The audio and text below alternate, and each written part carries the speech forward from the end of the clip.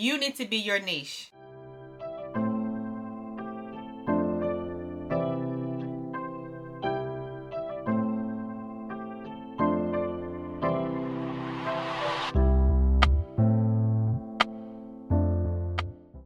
Hello you guys, welcome back to my channel. It's Adrianne. So today's video is going to be a highly requested one, and this is my top 10 advice on how to become a full-time influencer, and when I talk about my journey of how I became a six-figure full-time influencer. Alright, so I have been doing influencing for about 10 years now. I started YouTube, and originally my niche was just natural hair. So some of you guys already know that is where I started off, as doing natural hair content. I did product reviews and I did makeup reviews. I felt like, well, when I first started, my hair content is what blew up. How to color my hair red, that video got a lot of views, and I gained, I think, 10,000 subscribers off of that one video.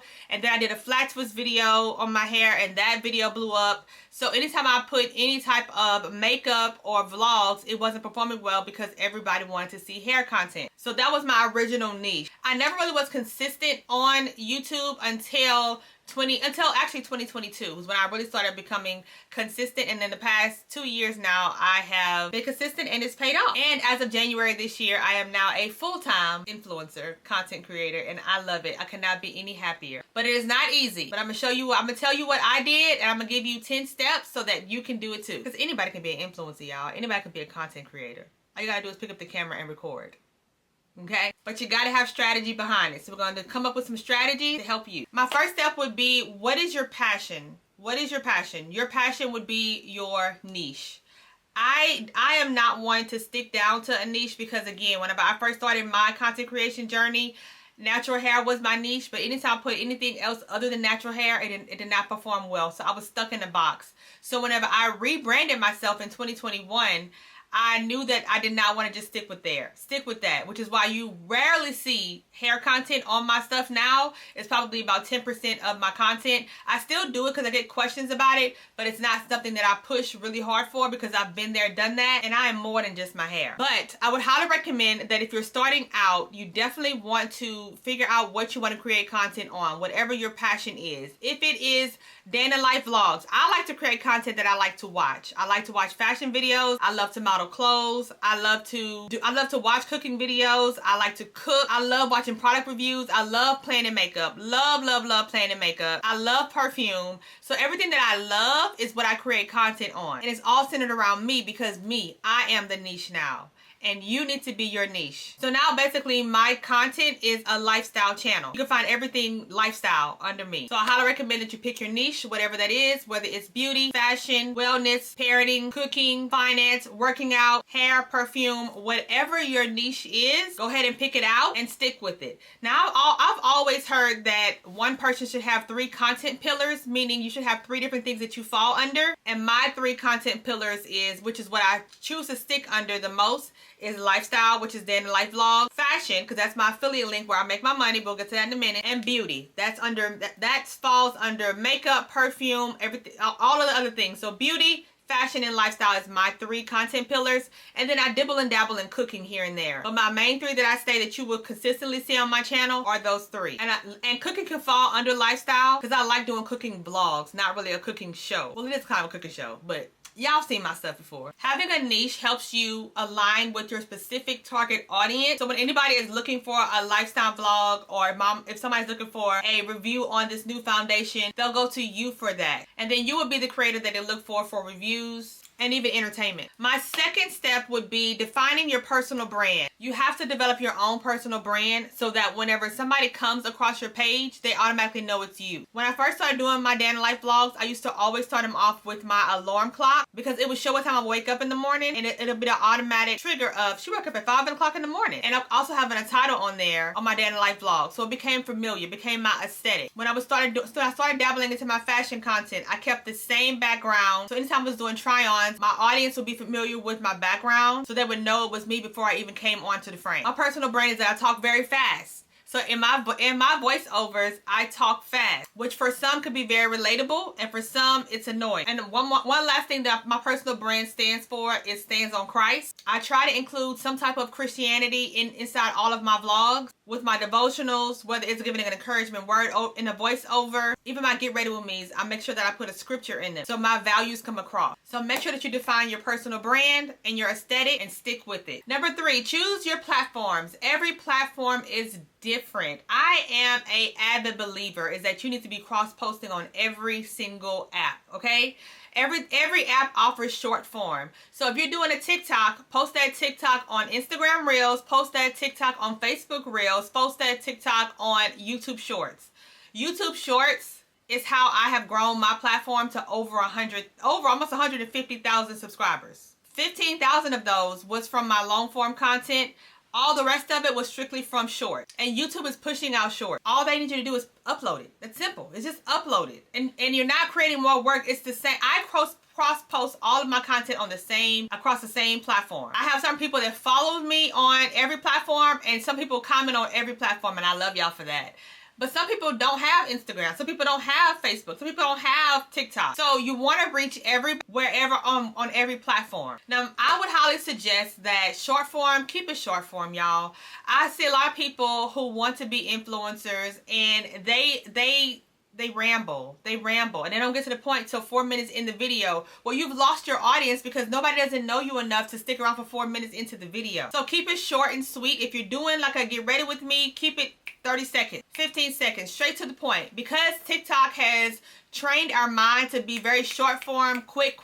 You gotta catch your audience with a hook. The first 3 seconds is the most important. There's a thing called a hook. You need a hook inside every video. So whatever that hook is, if you're putting on lip gloss, you opening a can of soda, you waving at the camera, something to stop the people from scrolling to watch your video is what you want. So make sure your hook is very strong. You can easily go on TikTok and search up hooks and use one of those hooks and stick with the hook. If you want to do dancing and trending audios, you can do that as well to gain more traction. But if you're looking to build a community, you definitely need to be intentional about your content and bringing something of value. I always find that any type of, I'm gonna show you how to do this type of video, those videos do so well because I'm teaching somebody how to do something, whether it's how to color their hair red, which is how my first video blew up, how to cook sausage and tomato gravy, how to put on your nails, how to do your eyebrows, how you do your lashes, like all of those things. And if you don't know how to do it, I highly recommend creating a series around, hey, I'm 40 years old, I'm learning how to do makeup, let's learn together.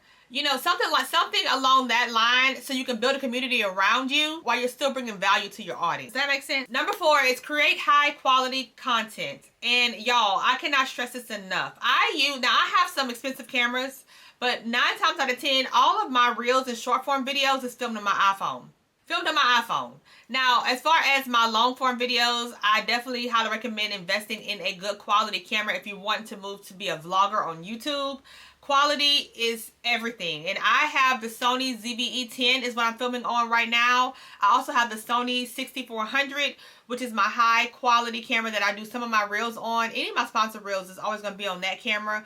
That camera quality is amazing. But if I'm just like in here to do a quick try on for Amazon, it's on my iPhone. And I have the newest one. So make sure that you are filming in high quality content. Make sure that your screen is cleaned before you start recording. I always make sure that I clean my lens before I start recording, whether it's my back camera or my front camera. I cannot stress that enough. You definitely want to do high quality content.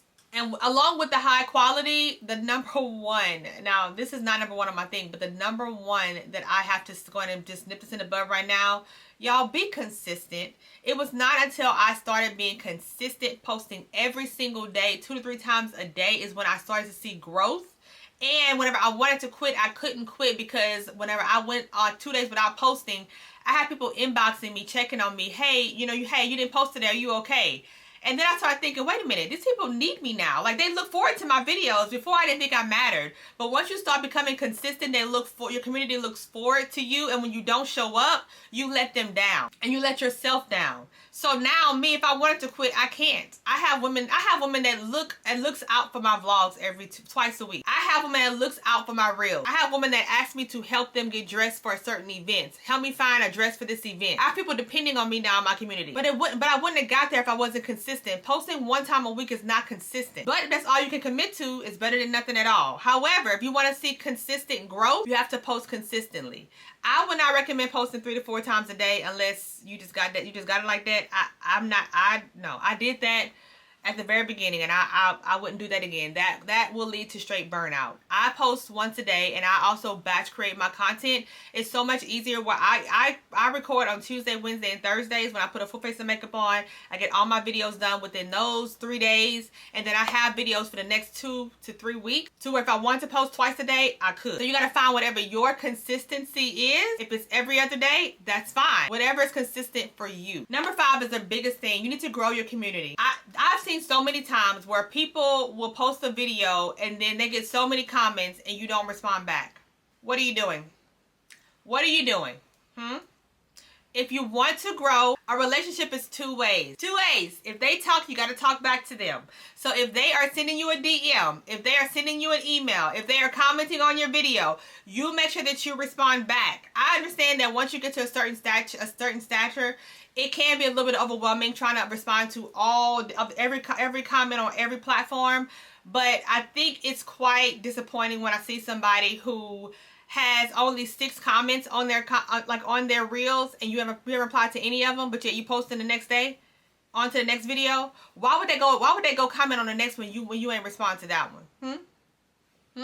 Yeah, that's what I thought. So y'all respond to the comments, respond to the DMs. Okay, you got to grow your community. That's how you build a community, and it makes that person feel. I appreciate every comment because I feel like I'm literally sitting here talking to myself right now. I'm talking to a camera, but when I put it out on the internet, I'm talking to you guys. But if I get no feedback, then I would be sitting here thinking like, okay, what's the point of me? What's the point of me creating content? What's the point of me doing a video if nobody's not going to respond or comment?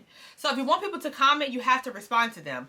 That is how you grow your community. The next one is studying your analytics. I just recently started doing this, and I do think that it definitely changes the game.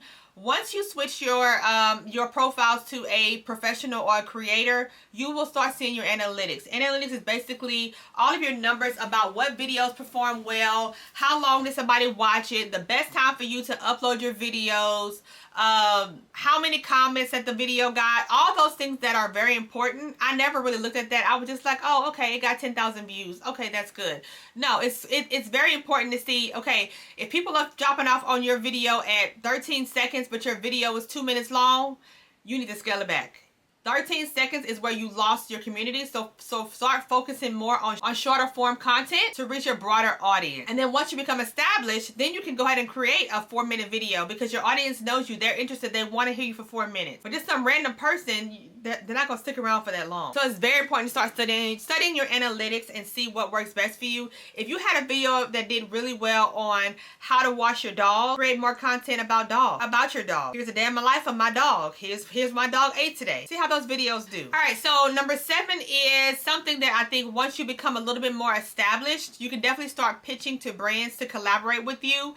I highly recommend that you tag every brand that you are using. If you're showing a brand in your reel, tag that brand. Tag the brand. A lot of the brand deals that I have gotten have came from me just organically tagging them in my stories or tagging them in my posts. And it's free and easy to do that. Honestly, y'all, there are brands that are looking for creators to do brand deals with because they don't want to do it with the same people. They want to work with different creators. But how they gonna know you if you don't tag them? I always make sure that I tag people. I've reached out to certain brands to send me things before. How can I get on your PR list? And then you get to a point where they reach out to you. Hey, what's your address? I want to send you stuff. I now get PR and I love it. I love my life. I manifested this life. I've prayed for this life. I am living an answered prayer, but I had to work for it to get here. There are different platforms that you can sign up for to get brand collabs and PR, like Aspire.IQ. Upfluence is one that I am not on. Skeepers is a really good one. I've gotten some PR from them. You have to get approved to be on these platforms, but once you're approved, you can just go ahead and pick out which items you want. They'll send it to you. You have to do one TikTok or have to do whatever. I don't really do skippers that much because my platform has grown to now I get paid to do brand deals. But when I first started out in 2021 and 2020, that's how I started getting PR from these brands. And then they'll see the video that you created and then they'll want to work with you. Number 9, we're almost, I'm sorry, number 8, we're almost done, y'all. Diversifying your income. Listen, Linda. Okay, we out here to get the bag, all right? We all see the big influencers buying these big, the YouTubers buying these big $1 million houses and, you know, all these things. And everybody can be a YouTuber, but everybody probably won't succeed being a YouTuber. I feel like it's not easy. YouTube is one of the lucrative ones to grow on. YouTube is one of the ones that I make my money on every month for my vlogs and everything else like that. But YouTube takes so much work. It's not for the faint, okay? I spend hours editing my vlogs. I spend hours recording my vlogs. Short form is so much easier, but you don't want to put all your eggs in one basket. So here is 10 streams of income that an influencer can have, okay? So there is affiliate links. This is where I make my bread and butter off of Instagram. When I'm doing my try-ons and I'm linking these outfits and linking these, when people buy off of my links, I make money. Those cookies track, and whenever they buy it, I get a commission off of that. And the commission adds up. So now I make money every month off of affiliate links. I make money from YouTube. YouTube pays me every month from me putting on my vlogs, from the ads that play before my vlogs, and even on this video. YouTube Shopping also pays me now because I can link things on YouTube. It's the same way as TikTok Shop, but it's YouTube Shopping. I make money from that. The next one is TikTok Shop. TikTok and TikTok Shop. I am no longer part of the creator fund. I got out of it last year. I felt like it was suppressing my views, and I didn't make any money off of it. So I got out of it, and my views are just kind of like they're okay now. TikTok Shop is another form of income. Anything that you're linking and trying on a TikTok Shop, that's another income, which is still considered to be an affiliate link. Amazon Influencer Program, I'm a part of that, where I make money from Amazon. Amazon pays me every month for anything that I link off of Amazon, whether it's home, fashion, perfume, makeup, whatever it is. If it's off of Amazon, I can get paid for that. LTK and ShopMy, again, is an affiliate links. That is a platform. It's like a third-party platform. So I am the influencer. LTK or ShopMy, which is the third-party place. And say, for instance, I'm doing a Nike try-on. So I advertise it. I send people to LTK. LTK sends those people to Nike. And then LTK pays me for sending them to their platform. So that is how the LTK affiliate works. Another form of income is brand deals. You can make a lot of money off of brand deals. There are brands out here paying 4 and 5 and 6 figures to influencers for doing brand deals. That is a lot of my cream and butter every month, as well as from brand deals. Shoot, I done lost count of how many that is. The next one as well is pretty good is starting your own business. I had my Be the Light business. I still have a Be the Light business where I had my devotionals. That's a whole nother form of income. And I kind of lost count, but I think that was 10. I don't know if that was 9 or 10, but that is a lot of different incomes, and I'm pretty sure I'm missing some more. But you can get paid a lot of money. You can get paid. I made well over 6 figures last year, just from creating content from all the different streams of income that comes in. So if one dries up, you still have all the other multiple streams of income coming in, which makes this industry very, very lucrative. Number 9, you definitely have to keep track of your taxes. Keep track of your expenses and your taxes from this. I'm not going to go too deep into this because I'm still learning, and I just found my taxes. Thank God my sister helped me. She was a CPA. She helped me save a lot of money. But it's very important for you to keep track of your income and your expenses when it comes down to this. When it comes down to being an influencer, listen, anytime you start a business, you have to spend money to make money. That's just how the cookie crumbles. So yes, I have to spend money on makeup to create this content on Get Ready With Me, but I'm making money off of me linking these products. So I have to spend money on these clothes, to buy the clothes, to try them on. That is all ordinary and necessary expenses of becoming a content creator like myself. But you have to keep track of all of your income, because baby, they will send you that $10.99 at the end of the year real quick, fast, and in a hurry, okay? And Uncle Sam wants his money. So be sure that you keep track of that, because honestly, that's how you're going to become a successful creator. So therefore, when you ready to go buy a house, I used to be a loan officer, so I know all about self-employment taxes.